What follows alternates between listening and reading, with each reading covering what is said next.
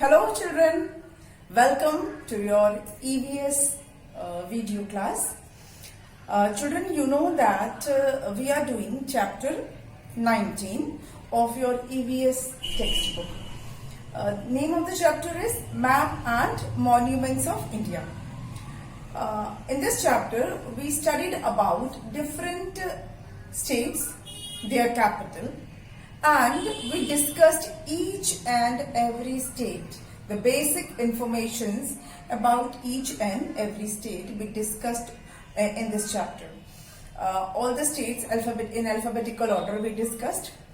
Children, in the previous video I started with monuments of India. As I have told you, India is an ancient country.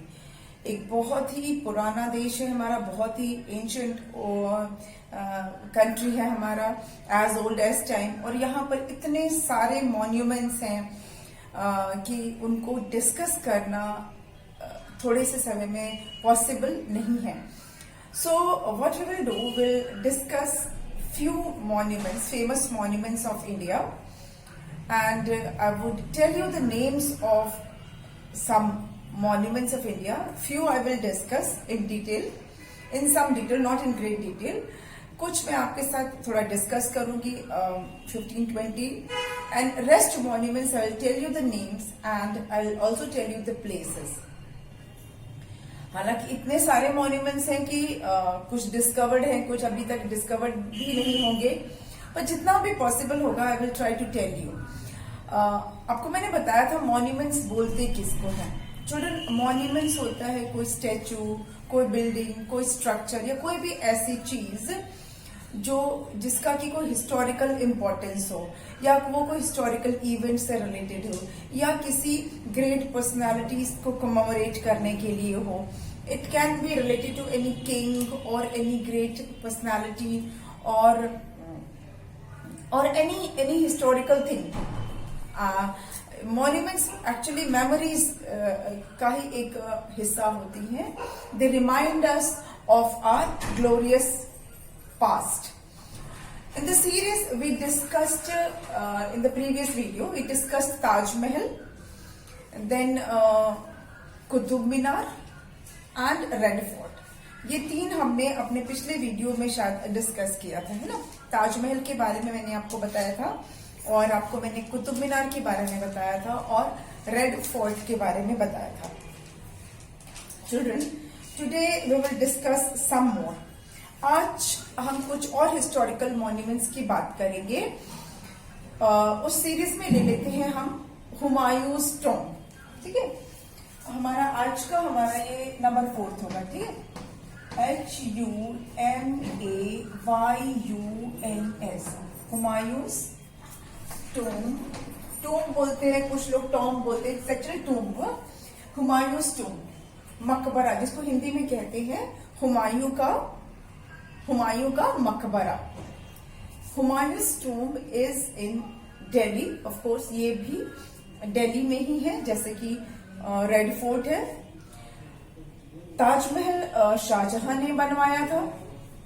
Red fort भी शाहजहां ने बनवाया था. कुतुब मीनार कुतुबुद्दीन ऐबक ने बनवाया था.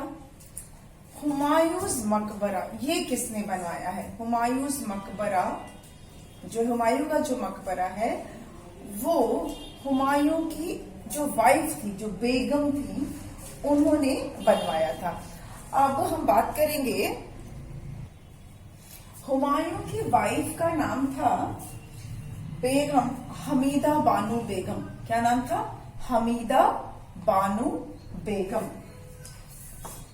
HAMIDA, Hamida, BANU, Bano, BEGUM, बेगम. बेगम मतलब normally wife को कहते हैं, उर्दू में बेगम का मतलब होता है वाइफ, पर उनका नाम ही था हमीदा. वो कहलाती थी हमीदा बानो बेगम. ये हुमायूं की वाइफ थी, और उन्होंने ये अब जो हुमायूं का जो मकबरा है, हुमायूंस टॉम्ब है, ये उन्होंने अपने हस्बैंड की याद में, उनकी मेमोरी में बनवाया था. ठीक है, she authorized the construction of this tomb to her husband. अपने हस्बैंड के लिए उन्होंने इसको बनवाया था. इसमें उनके हस्बैंड का मकबरा है, टूम है. इसको बनाने में 9 years लगे. नहीं सॉरी, नॉट 9 years, मतलब उनके हस्बैंड के डेथ के, मतलब हुमायूं के मरने के 9 साल बाद इसका कंस्ट्रक्शन हो पाया. मतलब इट टुक ऑलमोस्ट 9 years. मतलब 9 years हुमायूं की डेथ के 9 years के after 9 years after the death of Humayun. After the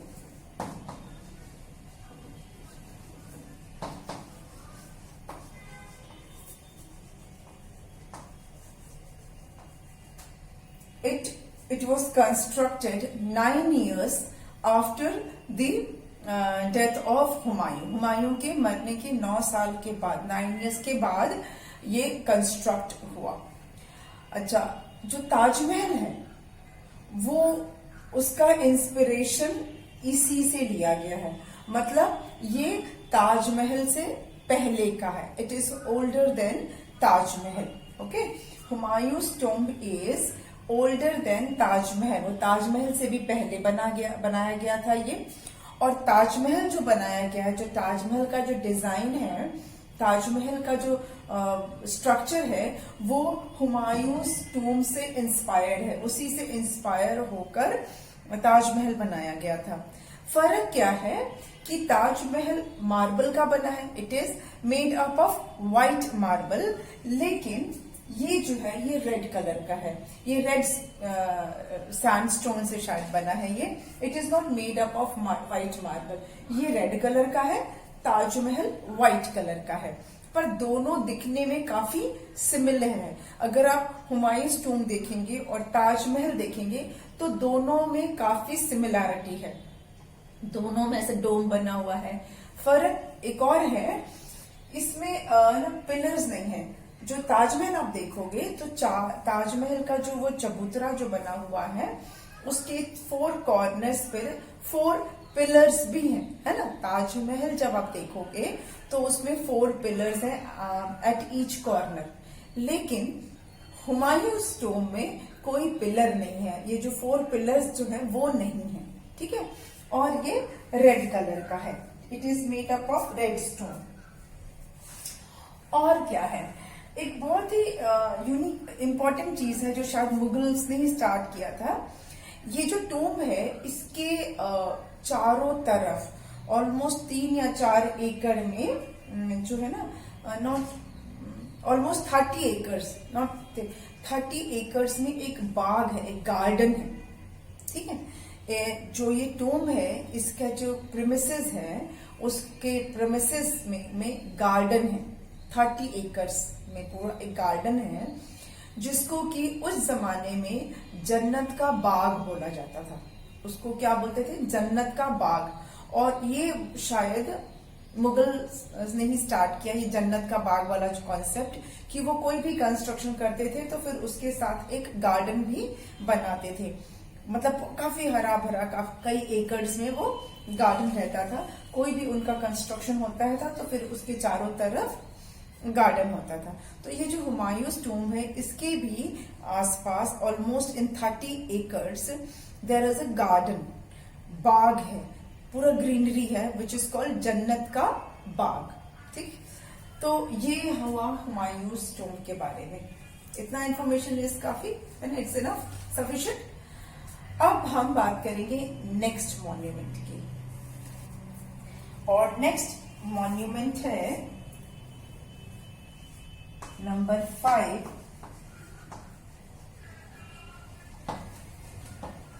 हवा महल. यस, हवा महल. शायद आपने नाम सुना होगा हवा महल का, नहीं भी सुना हो सकता है, और या सुना भी हो सकता है. हवा महल को बोलते हैं पैलेस ऑफ विंड. क्या बोलते हैं? Palace of wind. ठीक है. अच्छा, ये जो है इसको जब आप देखेंगे हवा महल को, तो जैसे हनी कोम्ब होता है ना, मधुमक्खी का जो छत्ता होता है, उसमें कैसे ऐसे ऐसे हेक्सागॉन्स बने होते हैं। तो जब आप इसको देखेंगे तो इसका जो बाहर का जो इसका जो लुक है, जो फसाड बोलते हैं जब किसी भी बिल्डिंग का, वो ऐसा लगता है जैसे कि कोई हनी कोम्ब हो। इसका जो बाहर का जो लुक है वो हनी कोम्ब जैसा है, मतलब बहुत सारे इसमें विंडोज हैं। ऐसे अगर आप कभी नेट वगैरह पे आपके घर के बड़े लोग जब अगर उसमें सर्च करेंगे तो ऐसा लिखा हुआ है कि 953 विंडोज हैं इसमें, 953 विंडोज। बट एक्चुअली में जब आप हवा महल जाओगे तो वहां उसके बाहर जो हर जो हिस्टोरिकल बिल्डिंग्स होती है ना, मॉन्यूमेंट्स, उसके बाहर उसके बारे में इंफॉर्मेशंस भी लिखी होती हैं। तो वहां लिखा हुआ है कि 365 विंडोज हैं।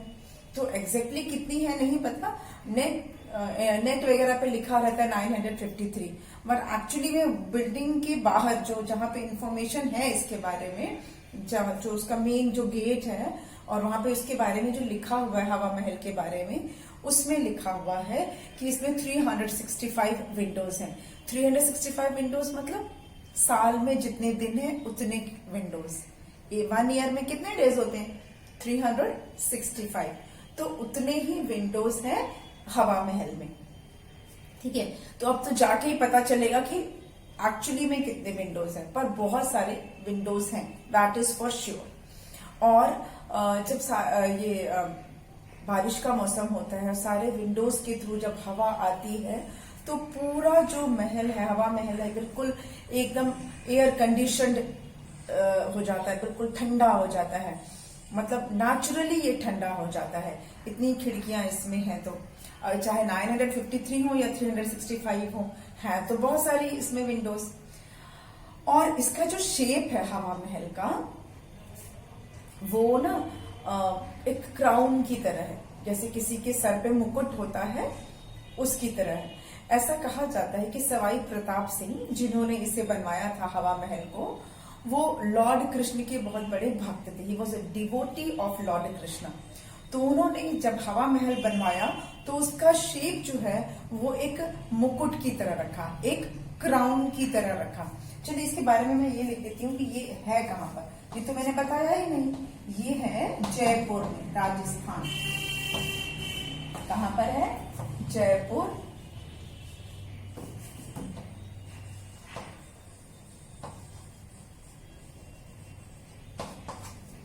(365 windows. I'm writing here 365 windows. But if you check on internet or something, वहां पर 953 भी लिखा होगा। But what I know is कि वहां पर जब हवा महल में आप जाते हो, वहां पर जो बोर्ड पे जो इंफॉर्मेशन लिखी हुई है उसके अकॉर्डिंग 365 विंडोज हैं। And it is in the shape of a crown. उसका शेप कैसा है? क्राउन के जैसे है।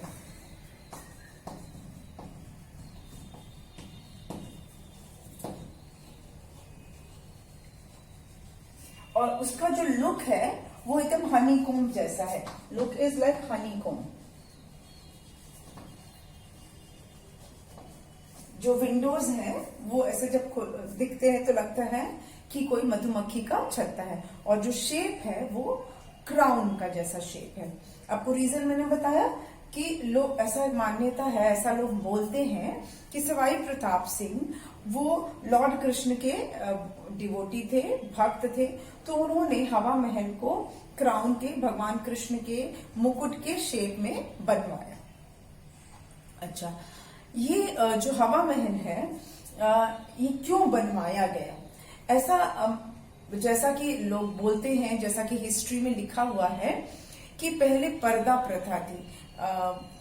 ये था ना कि जो रॉयल लेडीज थी वो घूंघट में रहती थी, वो ऐसे ओपनली ऐसे बाहर नहीं जाती थी। जब बाहर जाना होता था तो पूरा ऐसे अपना फेस को कवर करके, और वो जो पैलेंक्विन होता है ना, डोली में बैठ के जाया करती थी, या बिल्कुल कवर्ड, पर्दा प्रथा जिसको बोलते हैं, उस समय था। तो घर की लेडीज बाहर नहीं जाती थी। तो जब उन्हें बाहर का बाजार देखना होता था, कोई गणगौर की झांकी जा रही है या तीज की झांकी जा रही है, और उन्हें देखना होता था, तो ये विंडोज के थ्रू दिखती, जो छोटे छोटे खिड़कियां हैं जो इतनी सारी, उसके थ्रू, उन खिड़कियों में से वो बाहर का नजारा देखती थी, बाहर का बाजार, जो चहल पहल जो मार्केट में होती है वो देखती थी, या कोई प्रोसेशन गया, कोई झांकी, गणगौर की झांकी जैसा मैंने बताया, तीज की झांकी जाती थी, तो वो इन विंडोज के थ्रू देखती थी, क्योंकि वो पर्दा प्रथा की वजह से, घूंघट की वजह से वो बाहर नहीं निकलती थी। एक तो ये रीजन है। अच्छा, और ये जो हवा महल है, इसमें एक और चीज है, इसमें ना फाइव स्टोरी है, 5 मंजिल है इसमें, ठीक है, 5 मंजिल का है ये, मतलब ग्राउंड फ्लोर से लेकर टॉप फ्लोर में 5 मंजिलें हैं इसमें, और हर जो फ्लोर है, हर मंजिल का नाम भी है। यस, जो उसका जो मेन एंट्रेंस है उसको ना आनंद पोली बोलते हैं, जो जिस पहला फर्स्ट गेट जो है जिस इस महल में घुसने का, उसको आनंद पोली बोलते हैं। फिर उसके बाद एक और गेट आता है, उसको चंद्र पोली बोलते हैं। फर्स्ट गेट जो है उसको बोलते हैं आनंद पोली, और जो सेकंड गेट है उसको बोलते हैं चंद्र पोली। और जैसा मैंने आपको बताया कि इसमें 5 फ्लोर्स हैं, मैं इसको इरेज कर दूं तो आपको इसके बारे में फिर बता सकती हूं मैं।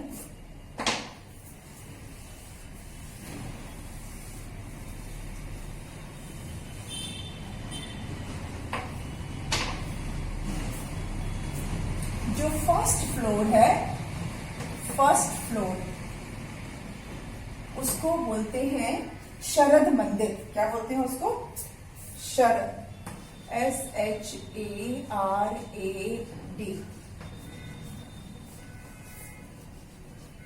ठीक है। फर्स्ट फ्लोर को शरद मंदिर बोलते हैं। जो सेकंड फ्लोर है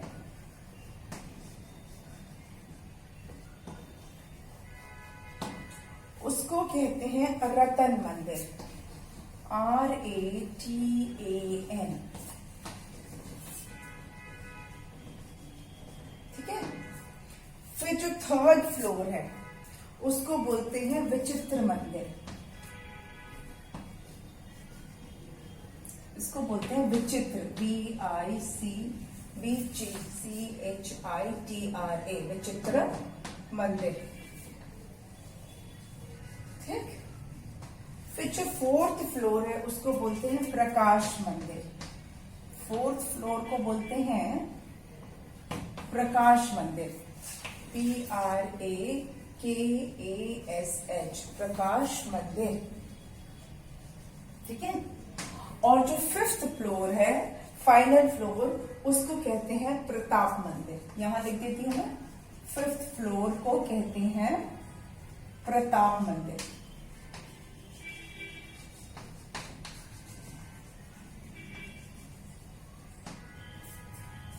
ठीक है।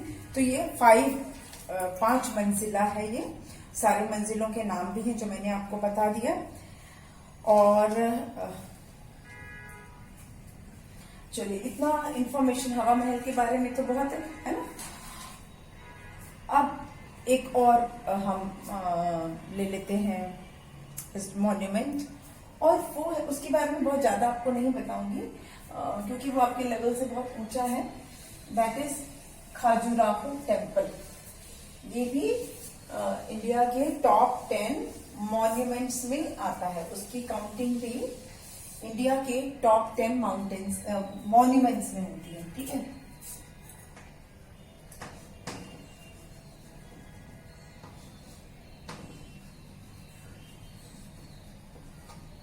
खाजुराहो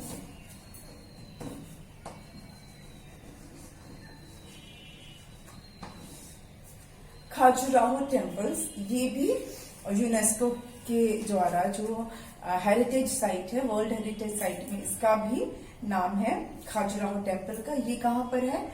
मध्य प्रदेश में। It is in Madhya Pradesh. हमने पढ़ा है ना स्टेट्स के बारे में। मध्य प्रदेश का कैपिटल क्या है? भोपाल। लेकिन ये भोपाल में नहीं है, ये मध्य प्रदेश के एक छतरपुर डिस्ट्रिक्ट है, छतरपुर डिस्ट्रिक्ट में है, मध्य प्रदेश के छतरपुर डिस्ट्रिक्ट में है। और इसको खाजुराहो क्यों बोलते हैं?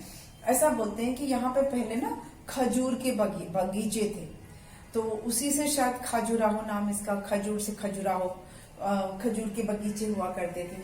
तो ये खजुराहो टेम्पल्स हैं और ये मध्य प्रदेश में है, ये छतरपुर डिस्ट्रिक्ट में है।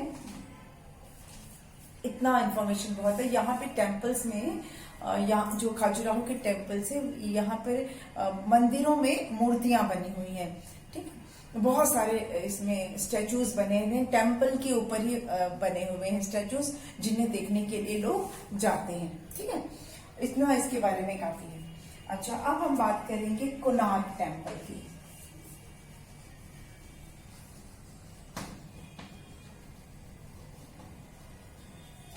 कोणार्क टेम्पल कहाँ पर है? ओडिशा में है, ठीक है। कहाँ है ये? It is in Odisha.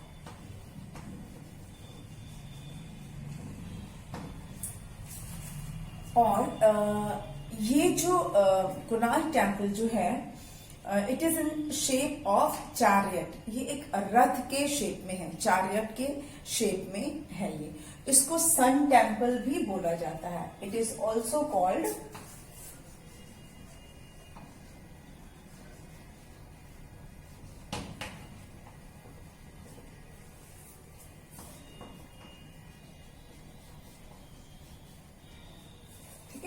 इसको सन टेम्पल भी कहा जाता है। कोणार्क टेम्पल को सन टेम्पल भी कहा जाता है, क्योंकि ये ना इसको बनाया इस तरह से है कि ये चैरियट के जैसे दिखता है।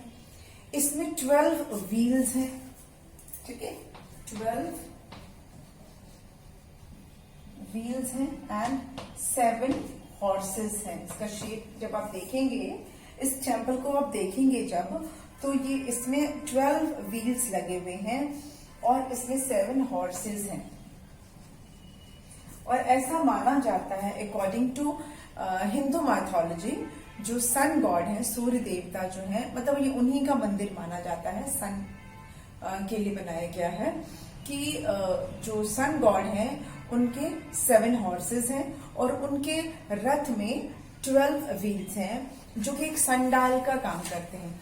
आपको मैंने सनडायल पढ़ाया था ईवीएस के एक चैप्टर में। सनडायल एक ऐसा इंस्ट्रूमेंट होता था जो सन का जो शेडो आता है उसके थ्रू टाइम देखते थे। जैसे हम रिस्ट वॉच यूज करते हैं टाइम देखने के लिए, वैसे ही पहले जमाने में लोग सन डायल यूज करते थे।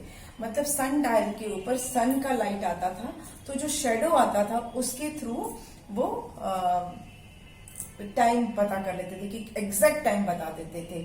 तो इसलिए ये इसके जो रथ है ये सन डायल की तरह है।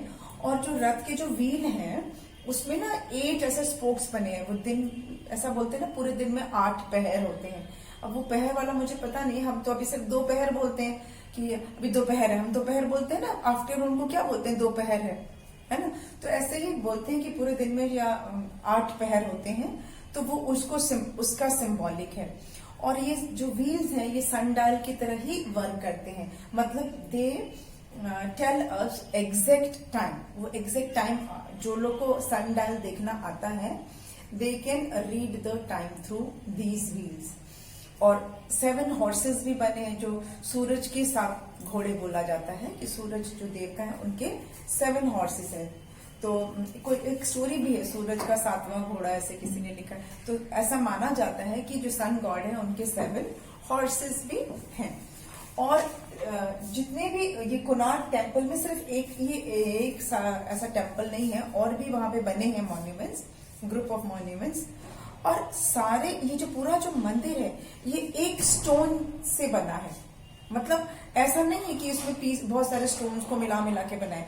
1 स्टोन को कार्विंग करके बनाया गया। पूरा एक ह्यूज रॉक, एक ह्यूज स्टोन लेकर उस पे इसकी कार्विंग की गई है, उसको काट के बनाया गया। मतलब सिंगल स्टोन से सारे जो वहां पे स्ट्रक्चर्स हैं, they are cut out of single stone, एक स्टोन से बनाया गया है। कोई सीमेंट यूज नहीं हुआ है, ओनली स्टोन एंड मेटल। और मेटल भी वो वाले मेटल जो कि अभी जल्दी अवेलेबल मिलते भी नहीं है, वो मेटल रस्ट फ्री, कोई जंग नहीं लगेगा। और वो बहुत ज्यादा गर्म भी नहीं होते हैं मेटल, मतलब बहुत ज्यादा उनकी हीटिंग भी नहीं होती है और उनमें रस्ट भी नहीं लगता है, ना उनमें जंग लगता है, ना वो बहुत ज्यादा गर्म होते हैं। ऐसे मेटल्स यूज किए गए हैं। आप इमेजिन कर सकते हो कि उस इतना पुराना है ये, उस समय की टेक्नोलॉजी कितनी एडवांस रही होगी। इतना माइन्यूट कार्विंग करना, एक स्टोन को काट के बनाना, और वो स्टोन में कोई भी सीमेंट यूज नहीं करना, और सिर्फ स्टोन और मेटल से ये चीज को बनाना। और जिस स्टोन से बनाया गया है इसको, वो स्टोन भी उड़ीसा में नहीं मिलते थे, वो स्टोन राजस्थान में मिलते हैं। तो सोचिए कि राजस्थान से उड़ीसा में वो स्टोन लाया गया होगा। उस जमाने में जब एरोप्लेन नहीं थे, ट्रेन्स नहीं होती थी, ट्रक्स नहीं, ये व्हीकल्स नहीं चलते थे, कैसे वो स्टोन लाए होंगे, कैसे उसको बनाया होगा। इट्स रियली अ वंडर, ये सचमुच वंडर है। और इसीलिए कोणार्क टेम्पल को 7 वंडर्स ऑफ इंडिया में इसकी लिस्ट में है ये, ठीक है। तो ये आप सोच सकते हो कि हमारे जो एंसेस्टर्स थे, जो हमारा पास्ट है, हमारी जो हिस्ट्री को हम देखेंगे तो कितनी एनरिच्ड है, कि उस जमाने में कितने एडवांस टेक्नोलॉजी हुआ करती थी कि लोगों ने इस तरह की चीजें बनाई हैं, ठीक है। तो जो कोणार्क टेम्पल है, और इसको बनाया किसने है, इसको बनवाया है कोणार्क टेम्पल को एक गंगा डायनेस्टी के किंग थे, किंग नरसिम्हदेव। किसने बनाया है? King Narasimhadeva. Built by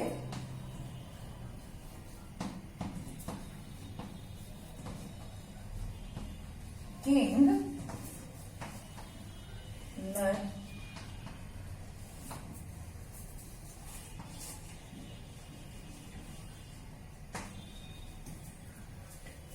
of Ganga dynasty.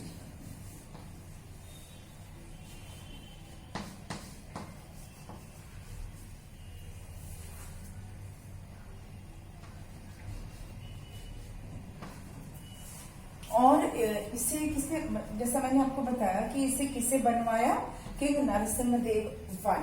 और ये किंग नरसिम्हदेव वन इसलिए लिखा है कि पहले जो राजा लोग होते थे ना, उनके नाम सेम हो जाते थे।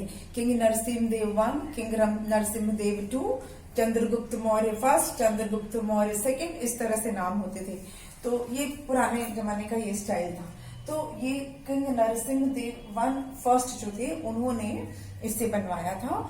और इसको बनाने में 1200 आर्टिसंस जो थे, जो शिल्पकार जिसको बोलते हैं आर्टिजन्स, 1200 आर्टिजन्स ने मिलकर इसको कोणार्क के सन टेम्पल को बनाया था, ठीक है। 1200 आर्टिजन्स ने बनाया था। मैं लेबर्स नहीं बोल रही हूँ, आर्टिजन्स, शिल्पकार जो ये काम जानते हैं, ठीक है। और जैसा मैंने बताया कि जो 12 व्हील्स है, दे टेल एक्यूरेट टाइम। जो आप घड़ी से आप देखते हो वो वाला एक्यूरेट टाइम ये बताता है। तो हमने जाना कोणार्क टेम्पल के बारे में, जो कि उड़ीसा में है, ठीक है। आज हमने हुमायूंस टॉम्ब के बारे में जाना, थोड़ा खजुराहो टेम्पल के बारे में बहुत थोड़ा ही मैंने बताया, बिकॉज वो एडल्ट्स, जब आप थोड़े और बड़े हो गए तो फिर उसके बारे में आप और डिटेल में जानोगे। हवा महल के बारे में मैंने आपको बताया। और अब हम जानेंगे